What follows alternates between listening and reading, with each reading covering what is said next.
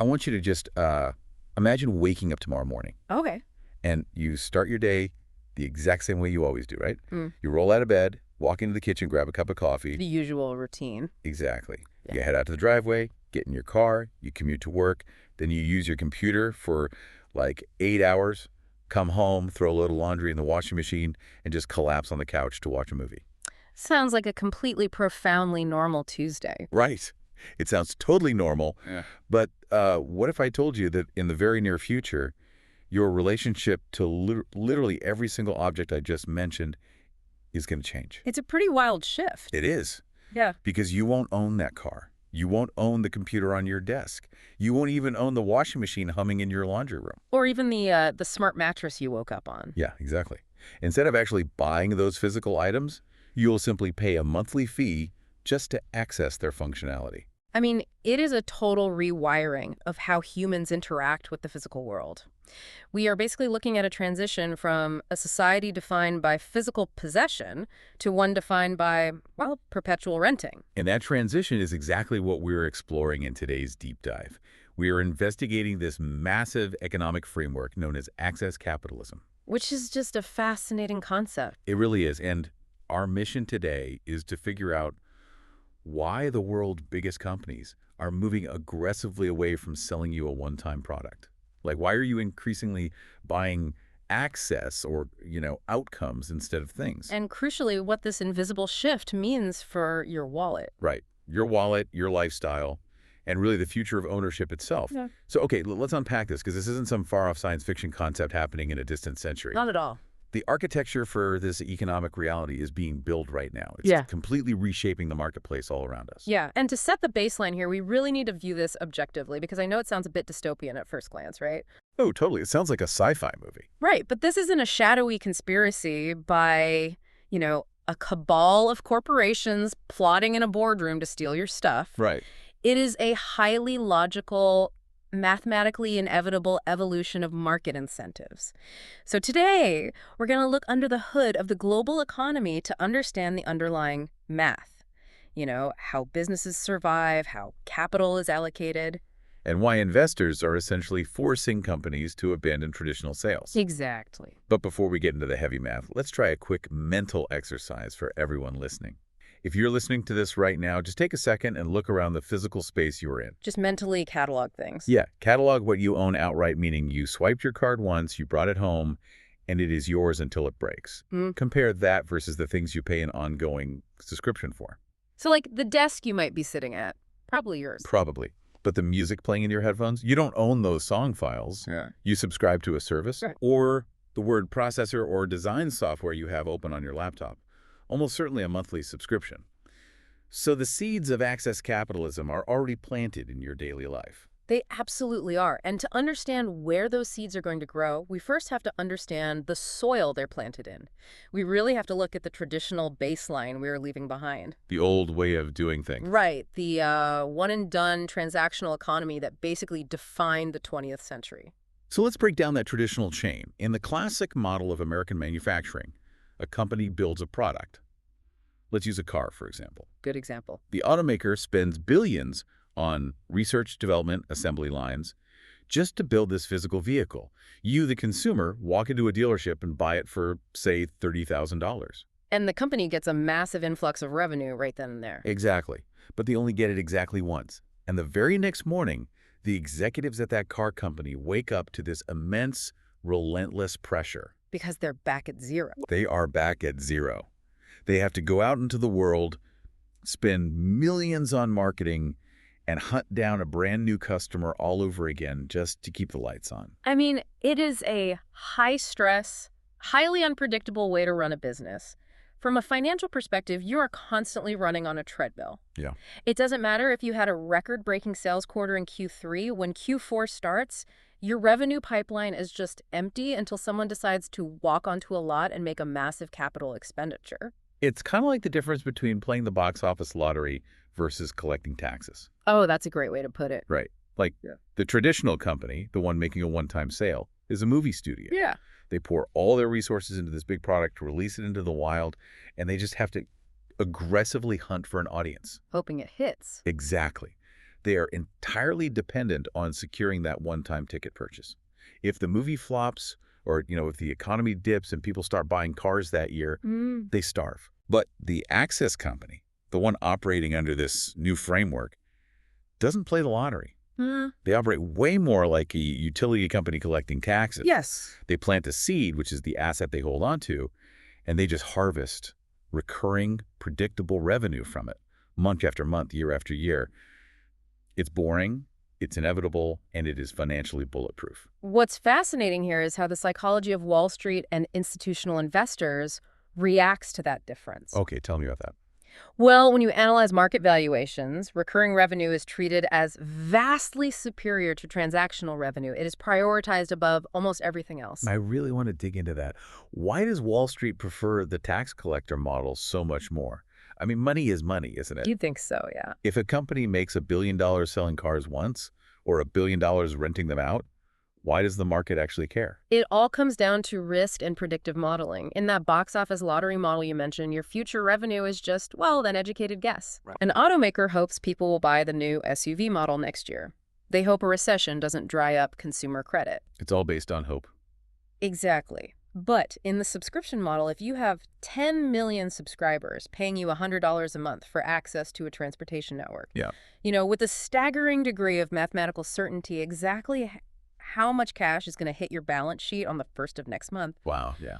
you can accurately predict your churn rate, which is, the percentage of people who cancel down to the decimal. Because you have all the historical data. Right.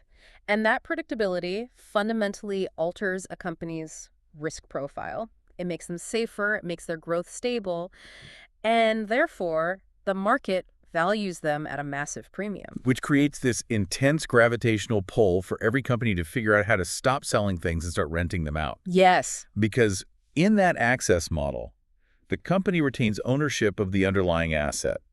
You, the consumer, are just paying a toll for the ability to get from point A to point B. Exactly. The company's revenue stream continues for years, and they get to reuse that exact same asset across multiple customers over its entire lifespan. So they are maximizing the lifetime value of the physical object. Right. Instead of selling it for, say, a 30% margin and just walking away, they are monetizing its moment-to-moment utility.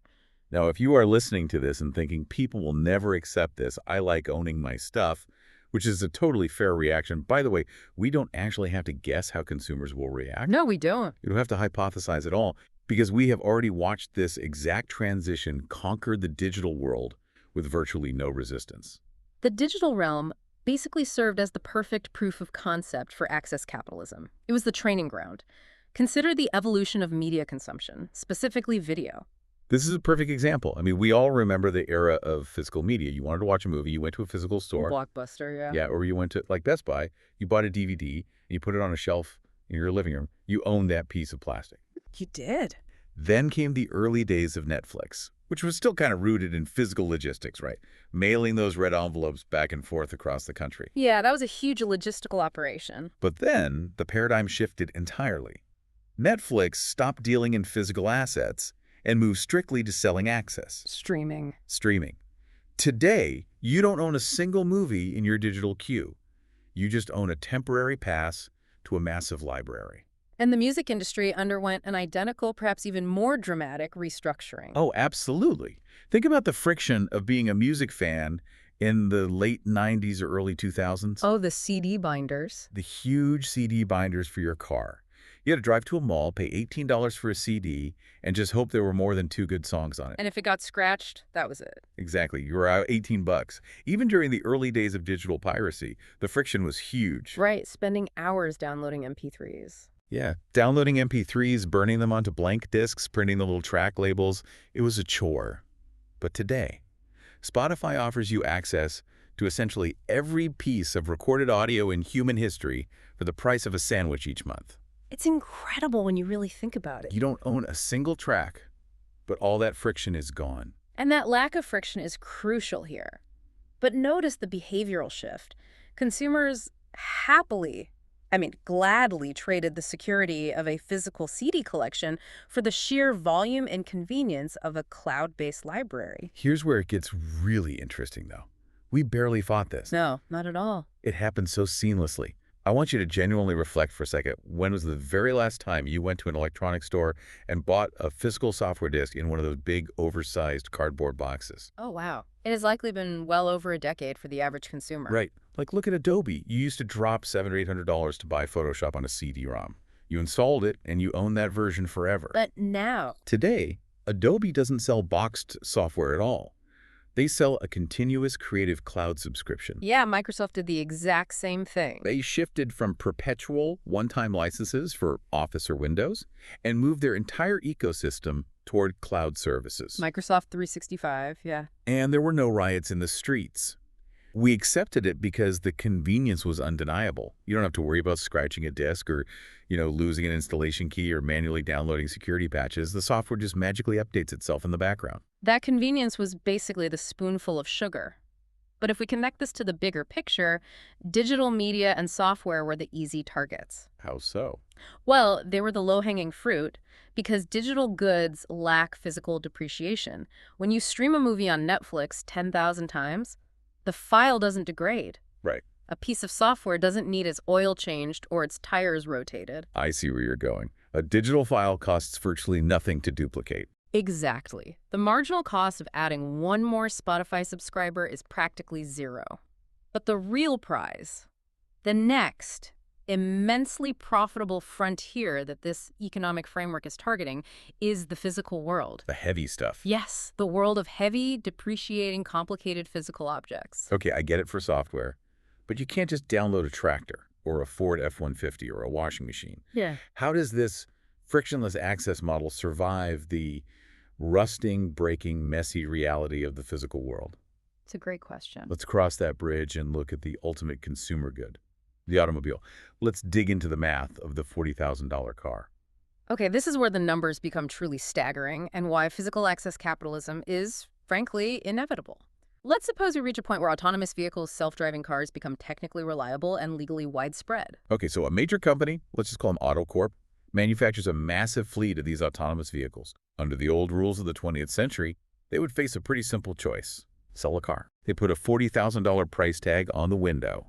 You finance it, they earn their revenue, and the transaction is closed. But under Access Capitalism, AutoCorp looks at that transaction and realizes they're leaving a fortune on the table. Because it's a one-and-done sale? Exactly. So instead of selling the car to you, they retain ownership. They deploy that autonomous vehicle into a massive roaming taxi fleet. Let's break down why that is so much more profitable. When you run the numbers on traditional car ownership, the inefficiency is just mind-blowing. It really is. Think about your own car right now. It sits parked in your garage all night. You drive it for 30 minutes. It sits parked in an office lot for 8 hours. You drive it home. Just taking up space. For probably 95% of its lifespan, that incredibly expensive machine is just taking up space, doing absolutely nothing while slowly losing its value. That is massive underutilization. But an autonomous vehicle operated as a service by our hypothetical AutoCore has a fundamentally different utilization rate. Because it doesn't just sit there. Right, it is constantly in motion. It takes you to work at 8 a.m. At 8:30, it picks up someone else and takes them to the airport. At 10 a.m., it delivers groceries. It operates almost continuously. Wow. So the daily revenue generated by monetizing every single mile that car travels compounded over a 5 to 10-year lifespan. It entirely dwarfs the original $40,000 sticker price. It's not even close. The vehicle isn't just a product anymore. It's a compounding revenue engine. Exactly. And this logic doesn't just stop at cars, does it?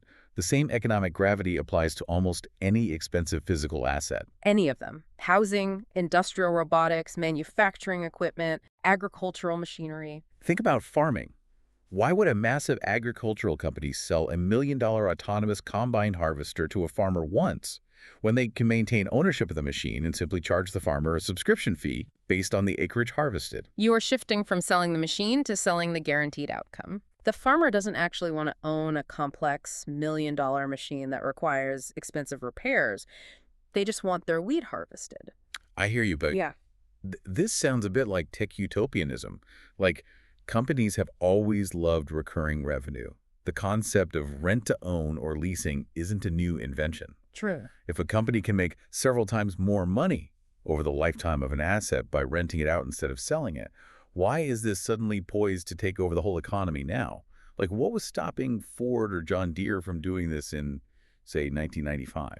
That is the pivotal question. The financial motive was always there, absolutely, but the operational means were entirely absent. Oh, okay. The historical friction of the physical world was an impenetrable barrier. Managing a fleet of millions of complex distributed physical assets used to be a logistical nightmare that destroyed profit margins. Because if you, the company, retain ownership of the car, you are on the hook for absolutely everything that happens to it, right? Exactly. Imagine if a major automaker decided to lease out every single car they produced in 1995 on a daily usage basis. That would be chaos. To pull that off, they would have needed a human army. You would need thousands of humans to calculate dynamic billing based on mileage and wear. Oh, man. You would need human dispatchers to handle the logistics of moving cars to where demand is highest. You would need call centers full of human customer support reps to deal with breakdowns and mechanics tracking maintenance schedules on whiteboards. The sheer overhead of human labor required to manage that fleet would have eaten every single cent of the extra profit. Without a doubt, it was infinitely more efficient to just sell you the car, hand you the keys, and make the maintenance your problem. So the barrier to physical access capitalism was the exorbitant cost of human management. Yes. Which brings us to the missing puzzle piece. The technology that suddenly makes this entirely viable isn't a new type of battery or a better engine. It's artificial intelligence. Artificial intelligence and big data are the dual engines making this structural shift possible. They completely eliminate the management friction that held the physical world back. Let's visualize this because it's wild. Let's look at how an AI fleet manager actually works. Because we aren't talking about a chatbot here. No, not at all. We were talking about an autonomous system managing millions of physical assets without human oversight. Right. Take our hypothetical AutoCorp. Instead of human dispatchers and mechanics, a centralized AI system monitors the telemetry of every single car in the fleet in real time. So imagine a specific car, let's call it Unit 402, is driving someone to work. The acoustic sensors in the wheel will pick up a slight micro-vibration. Right. The AI instantly analyzes that sound, compares it against a database of millions of other vehicles, and predicts that the left brake pad will fail in approximately 72 hours. And no human was involved in that diagnosis. None. The AI then looks at the city's demand curve, realizes that Tuesday at 3:12 a.m. is the lowest demand period, and automatically routes Unit 402 to a robotics service warehouse at that exact time. It orders the replacement part, schedules the repair, pays for it internally, and returns the car to the active fleet before the morning rush hour. And that entire incredibly complex logistical ballet cost the company fractions of a penny in computing power, as opposed to hundreds of dollars in human labor. That is insane. As AI management costs plummet to near zero, centralized corporate ownership of physical assets suddenly becomes infinitely scalable. But saving money on logistics is really only half the story. There's a second engine driving this, which might be even more lucrative. Oh, absolutely. If you own the product, you own the data that the product generates. And in this new framework, the data is arguably more valuable than the physical asset itself. This raises an important question about the nature of modern corporate valuation. What are these companies actually hoarding? By retaining ownership of the hardware, these firms gain exclusive access to 4 highly specific, highly valuable streams of data. Let's break those down. First is usage data. They know exactly how, when, and where the asset is being used. Yes. Second is maintenance data, the granular details of component wear and tear, like the brake pad example we just used. Right. Third is optimization data, tracking how the system performs under different real-world stresses. And fourth, perhaps the most intimate, is customer preference data. And when you combine those 4 streams, you create a self-reinforcing phenomenon known as a data feedback loop. Okay. And this is what makes access capitalism so deeply entrenched once it begins. It heavily, almost exclusively, favors incumbent companies, the ones who get there first. Walk me through how that loop works in practice. Let's stick with AutoCorp. Yeah. Because they already own a massive fleet, they are absorbing oceans of real-world driving data every single second. They feed that massive data set back into their AI models. Right. The data makes the AI smarter. A smarter AI can route traffic more efficiently, predict maintenance better, and operate the fleet at a much lower cost. Because everything is optimized. Exactly. Because their operating costs are now lower than anyone else's, AutoCorp can offer rides to consumers at a cheaper, highly subsidized price. Which attracts even more consumers away from traditional car ownership. Exactly. More consumers mean more rides, which generates even more data, which makes the AI even smarter, which lowers costs even further. It just feeds itself. It is a virtuous, accelerating cycle for the corporation. But for a new startup trying to enter the market, it is an impenetrable fortress. You cannot compete with an incumbent whose AI has already been trained on 1 billion miles of real-world data. Here is the part that just breaks my brain. The physical product, the car, the tractor, the smart appliance, is no longer just a tool performing a job for the consumer. No, it's not. It is simultaneously acting as a Trojan horse. It is a data-gathering sensor stationed in your daily life, reporting back to the mothership. Precisely. Your mundane daily routine becomes the literal fuel for these corporate feedback loops. When you do your laundry, how aggressively you accelerate at a stoplight, what temperature you prefer your living room on a Tuesday evening. You are paying a monthly subscription fee to generate the very data that makes the corporation more unassailable. It is a fundamental rewiring of the relationship between the consumer, the manufacturer, and the object itself. The physical item is no longer the end product. It is merely a physical conduit for data extraction and service delivery. Okay, so we have established the motive. Companies are desperate for the stability of predictable, recurring revenue. Yes. And we have established the means. AI has made managing physical fleets incredibly cheap, and the resulting data creates a monopoly-building feedback loop. Right. Now, I really want to look at the exact mechanics of how this takes over the economy. Like, how do we get from a world where we buy things to a world where we rent everything? The economic research lays out a fascinating 8-step domino chain of inevitability. It is a cascade effect. Once the first domino falls, the subsequent steps are driven by the brutal, unsentimental logic of market survival. Let's walk through this chain reaction step by step because it really illustrates how unstoppable this momentum is. Okay. The first domino is what we just discussed. AI and advanced software drastically lower the labor costs of managing complex systems. Which immediately triggers the second domino. Physical robotics and automation lower the operating and maintenance costs of the physical assets themselves. Got it. Now that the friction is gone, domino number 3 falls. Corporate boards and executive teams who are just tired of the boom and bust cycle of transactional sales actively seek out predictable, recurring revenue models to stabilize their earnings. Leading to domino number 4, which is the mathematical tipping point. Financial modeling conclusively proves that deploying an asset on a subscription basis yields significantly higher lifetime revenue than selling it as a one-time transaction. Right. And because the math is just undeniable at that point, domino 5 is triggered. Manufacturing firms make the strategic decision to retain ownership of their most productive physical assets. They stop putting for sale signs on their best hardware. And because the hardware is no longer for sale, domino 6 occurs on the consumer side. Consumers, driven by the convenience of frictionless service and the lack of alternative purchasing options, increasingly transition to purchasing temporary access rather than fighting for ownership. Which brings us to domino number 7, and this is where the trap snaps shut. Yes. The broader financial markets, seeing the massive, predictable cash flow generated by these subscriptions, aggressively reward the firms operating under the Access model. Their stock prices surge, they get access to cheaper capital, and their valuations just skyrocket. And that market reward dictates the final, most ruthless domino. Step 8. Competitors are forced to adopt identical access strategies simply to survive. Wait, I want to linger on this because it's a huge point. It's the most important point. What if I run a legacy company? Let's say a traditional heavy machinery manufacturer. I have a philosophical belief in ownership. I believe my customers should own their tractors. I refuse to switch to the subscription model. I just want to build a great machine and sell it for a fair price.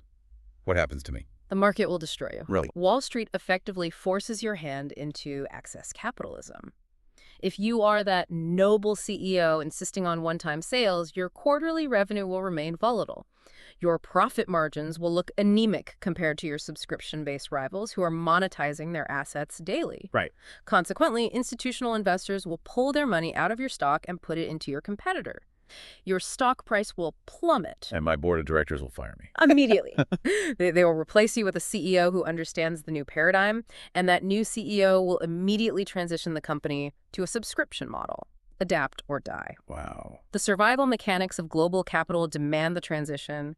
Even if every executive in an industry wanted to keep selling products the old way, the first company to successfully implement an access model will force every other player to follow suit. or be driven into bankruptcy. So what does this all mean? It means this isn't a fad. This isn't just a quirky marketing strategy like offering a product in a new color. It is a structural economic inevitability. But let's ground this high-level economics into the listener's daily reality. What does this massive concentration of capital ownership actually mean for the middle class? It represents a profound shift in wealth building. Historically, the middle class built net worth by acquiring physical assets, a home, a vehicle, equipment, and paying them off. Those assets represented equity. Right, you could borrow against them or sell them. Exactly. In a pure access capitalism model, corporations retain all the equity and consumers possess zero collateral. You are perpetually paying for the use of capital rather than acquiring capital yourself. If you never own the asset, you can't sell it later. You can't pass it down to your kids. You are essentially trading generational wealth building for day-to-day convenience. That is the core trade-off at the heart of this economic era. At this point, I can imagine the listener feeling a sense of rising panic. You might be looking around your living room thinking, am I going to own anything in 10 years? Will I have to pay a microtransaction to unlock my front door? Will I have to subscribe to my own shoes? It is a very natural anxiety, but the economic research provides a clear boundary line. The answer is no, you won't rent everything. Oh, thank goodness. Corporations won't entirely stop selling goods. There is a distinct logical dividing line between what you will keep owning and what will transition into the access economy. Yes, the research outlines the 5 rules of access, which give us a really concrete set of criteria to predict what gets rented and what stays traditional. Let's look at the broad categories first. What stays owned? Food, clothing, personal hygiene items, luxury fashion, art collectibles, and niche hobby equipment. And what inevitably becomes access-based? Transportation networks, heavy computing power, industrial machinery, enterprise AI agents, large-scale agricultural equipment, and highly functional, non-sentimental appliances. To understand why you will always own your shoes but you will eventually subscribe to your car, the framework gives us 5 specific criteria. A physical good is destined to become a subscription service if it meets most of these conditions. Right. Number 1, it is expensive to produce. Number 2, it is durable and has a long physical lifespan. Number 3, it is shareable or easily transferable between users. Number 4, it is heavily underutilized by a single individual owner. And number 5, its core functions are manageable and dispatchable through software. Those 5 criteria are the ultimate litmus test for the future of consumer goods. Let's play a mental game with you, the listener. Let's apply these 5 criteria to things in your everyday life. We already looked at a car and it scored 5 out of 5. It's expensive, durable, shareable, sits parked 95% of the time, and can be managed by an AI fleet system. It is doomed to become a subscription. Yep, unavoidable. What about a home? Housing is a complex hybrid. A primary residence has high utilization if you live there full-time, but a second home, or a spare bedroom, that is expensive, durable, and highly underutilized space. Which perfectly explains why Airbnb exploded. It was software unlocking the underutilized capacity of a durable asset. Look at a high-end desktop computer sitting in a home office. Yeah. It's expensive. It's durable. But while you sleep, its processing power is completely idle. It is massively underutilized compute power. It hits all the criteria, which is why cloud gaming and remote desktop subscriptions are replacing heavy local hardware. Now, contrast those items with something from the owned category. Let's apply the test to a pair of running shoes. Are they expensive? Not in the context of capital assets. Right. Are they durable? Moderately, but they degrade rapidly with daily use. Are they shareable? No. That fails the hygiene and cultural test immediately. Nobody wants to share sweaty running shoes with a stranger on a subscription basis. And crucially, the 5th criteria, are they manageable through software? No. You cannot digitally optimize the physical location or the treadwear of a shoe to increase its utilization. A shoe is a localized, personal, physical object. Right. Therefore, shoes fail almost every criteria. You will always buy and own your footwear. The same logic applies to a collectible painting. The entire intrinsic value of a collectible is derived from exclusive, singular ownership. You don't want to timeshare a painting. The point is to hang it on your specific wall and know it is yours. So this framework provides a really clear, calming lens. If an item is highly personal, hygienic, or derives its value from exclusive status, you will own it. But if an item is simply a highly functional utility that costs a lot of money and sits around doing nothing half the time, expect a corporate subscription model to swallow it up. Exactly. I want to zero in on the underlying philosophy here because this requires a major mindset shift. The research notes that consumers will increasingly purchase temporary access to the functionality those assets provide. That phrasing is the skeleton key to understanding access capitalism. It highlights the total separation of the function of an object from the object itself. Okay, unpack that. Well, as a modern consumer, you have to ruthlessly ask yourself what outcome you're actually trying to achieve. Think about your refrigerator. You don't actually want a 400-pound block of freezing metal humming in your kitchen, taking up space, and requiring a repairman when the compressor blows. No, you don't. You don't have a sentimental attachment to the metal box. What you actually want is cold milk.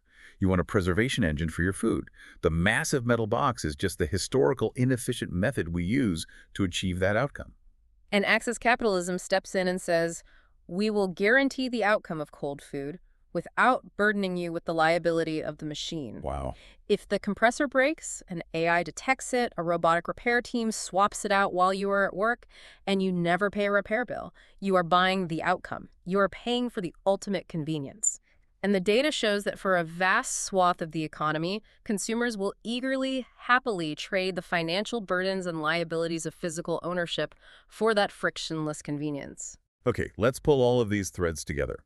We've explored the financial desperation of the one-time sales model, the seamless digital proof of concept with streaming media, the massive profitability of physical fleet logistics, the AI engines making it possible, the unassailable data moats, the Wall Street domino chain forcing the transition, and the 5 rules determining what gets rented versus what gets owned. We covered a lot of ground. We really did. And the core thesis of this deep dive is that under access capitalism, the ownership of productive capital will become highly concentrated in the hands of a few massive corporate entities. They will own the world's infrastructure, and the rest of us will transition to purchasing temporary, on-demand access to the functionality of that infrastructure. That is the structural, mathematical reality we are accelerating toward. However, any robust economic theory has caveats. It is important to note that while this future is highly probable, the timeline and the severity are not entirely locked in stone. Right. Whether society completely submits to this model depends on a few major variables. Right, there are friction points. It depends heavily on technology costs. If AI fleet management systems or physical robotics hit a plateau and remain too expensive, the logistical friction of the physical world remains, slowing down the transition. It also heavily depends on government regulation and competition policy. If AutoCorp achieves a perfect data feedback loop, they will naturally form a monopoly. Yeah. Will regulatory bodies step in to prevent one corporation from owning 90% of the transportation infrastructure in a major city? Or will the efficiency of the monopoly be deemed too beneficial to break up? And finally, it depends on consumer preferences. The market only functions if we, the consumers, are willing to participate. Which brings me to a final, lingering thought for you, the listener. Something to mull over as you go about your day and interact with the objects around you. It's a big question. For centuries, human identity, social status, and personal security have been inextricably tied to the physical things we personally own. We define our success by the cars parked in our driveways, the homes we hold the deeds to, the tools in our garages. Ownership has traditionally meant independence. It meant you had a fortress against the world. The desire to possess and control physical territory and objects is deeply ingrained in human psychology. So if we are moving into a world where we willingly trade that personal ownership for the ultimate frictionless convenience of the access economy, what happens to our sense of identity? Yeah. Who are we? When everything we use, everything we rely on to live our daily lives, legally belongs to a distant corporation. When your transportation network, your computing power, your major appliances, and even the environmental controls of your home can be instantly turned off at the end of a billing cycle or paused due to a terms of service violation, how does that change what it fundamentally means to be a free and independent adult? It is the defining philosophical question of our era. We are gaining unprecedented efficiency and convenience, but we may be renting our autonomy. We started this deep dive asking you to imagine a morning where you wake up and realize you don't own your car or your computer, you just pay a fee to access them. The next time you look around your living room or the next time your phone pings with a notification that a monthly subscription payment has cleared. I hope you look at that transaction through this completely new lens. You aren't just paying a bill for a service. You are actively participating in the dawn of access capitalism. Thank you for joining us on this deep dive.